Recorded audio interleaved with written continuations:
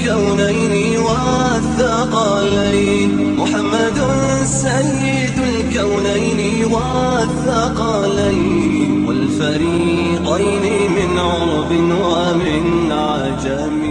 آج کے زمانے میں قرآن کو پیچھے رکھا جا رہا ہے. موسیقی، ناچنے والے، گانے والیاں، ان چیزوں کو آگے لایا جا رہا ہے. میں آپ کو بتا دوں صرف اور صرف یہ سازش ہے تو یہود کی ہے. یہود نے مسلمانوں کے دلوں کے اندر بے غیرتی رچائی ہوئی ہے. آج آپ اسلام کو ایک طرف پر رکھیں، 50 سال پہلے چلے جائیں.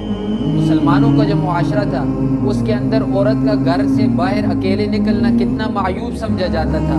لیکن یہود کی سازش نے اتنی زیادہ ترقی کر لی کہ آج ہماری بیٹی بے پردہ ہو کر گھر سے اکیلی باہر نکلتی ہے. باپ کہتے ہیں کوئی مسئلہ نہیں، ہم اوپن مائنڈڈ ہیں، ہمارا کوئی مسئلہ نہیں، بچی ہے، اس کے حقوق ہیں.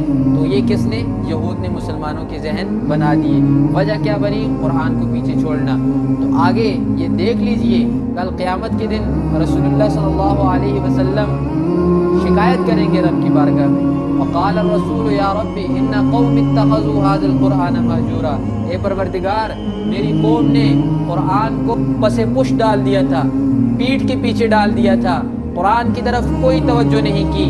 آج آپ دیکھ لیجئے کہ ایک عالم کو سننے والے کتنے ہیں اور ایک مفسر کو سننے والے کتنے ہیں، اور دوسری طرف ایک بالکل بیکار قسم کی عورت ننگی ناچ رہی ہے، اس کے ناچ گانے کو دیکھنے والے کتنے ہیں اور قرآن کو سننے والے کتنے ہیں. کیا یہ ہمارا معاشرہ ہمیں یہ سکھاتا ہے؟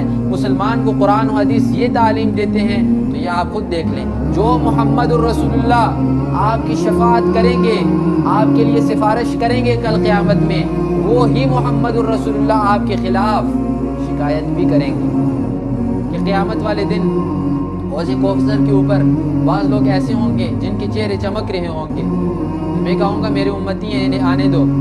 وہ آئیں گے تو فرشتے کہیں گے روک دو انہیں. رسول اللہ فرمائیں گے کیوں روک رہے ہو فرشتوں؟